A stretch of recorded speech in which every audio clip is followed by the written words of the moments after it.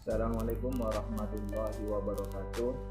Kali ini saya akan membahas tentang koneksi antar materi mengenai filosofi pemikiran Ki Hajar Dewantara.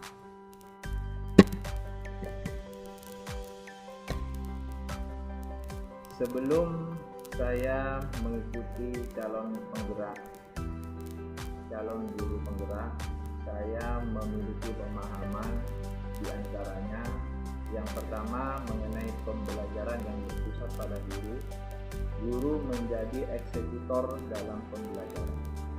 Jadi pembelajaran itu seakan-akan semua yang mengendalikan adalah guru, menurut pemahaman saya sebelum ikut sebagai calon guru. Yang kedua mengenai tujuan pembelajaran yang hanya ada pada ranah kognitif saja, sedangkan afektif dan psikomotorik tidak disentuh sama sekali sama guru. Jadi yang ditanamkan kepada murid hanya keilmuan pembelajaran setiap materi mata pelajaran saja, sedangkan afektif dan psikomotoriknya tidak disentuh sama sekali.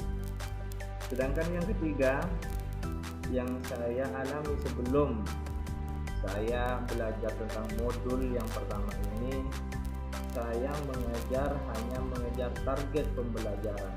Saya mengajar hanya sesuai dengan buku panduan saja, buku materi yang harus saya selesaikan, di mana ketika buku materi tidak terselesaikan, menurut pemahaman saya masih belum mampu mengajar, belum mampu dikatakan sebagai seorang guru.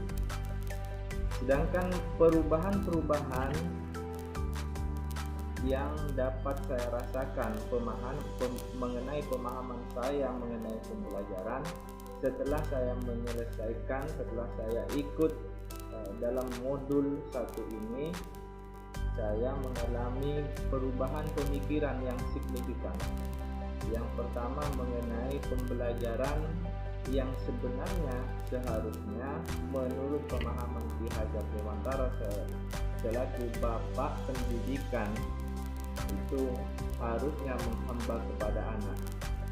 Jadi kita selaku guru hanya bisa menuntun anak sesuai dengan kompetensi yang sudah dimiliki oleh siswa. Tujuan pembelajaran, tujuan pendidikan seharusnya terfokus kepada siswa, dan siswa.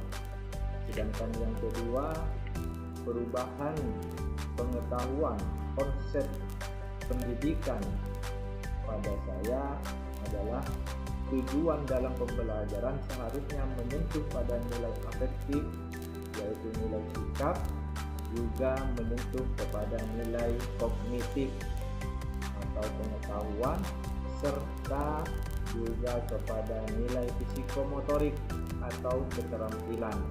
Jadi 3 hal ini tidak dapat kita pisahkan.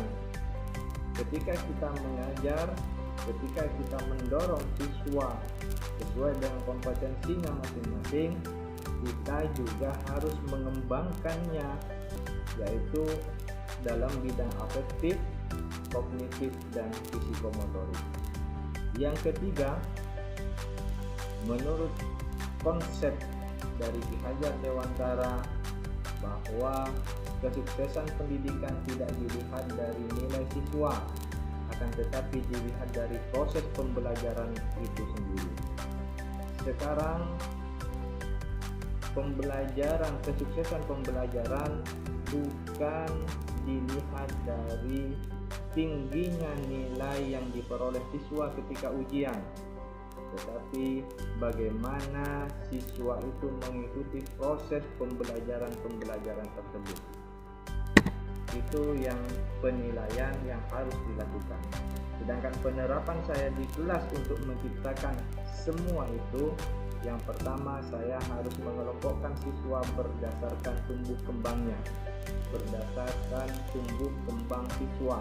saya kelompokkan, saya jadikan beberapa kelompok sesuai dengan tumbuh kembangnya.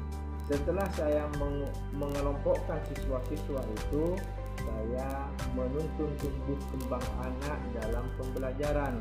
Saya akan melatih tumbuh kembangnya agar tumbuh dalam mengikuti pembelajaran sesuai dengan tujuan-tujuan pembelajaran. Selain itu, juga harus menggunakan metode pembelajaran yang sesuai dengan perkembangan anak, karena tidak mungkin anak SD itu menggunakan metode pembelajaran yang digunakan pada PAUD, anak SMP menggunakan metode pembelajaran yang digunakan pada SD. Itu pemahaman saya mengenai konsep pendidikan yang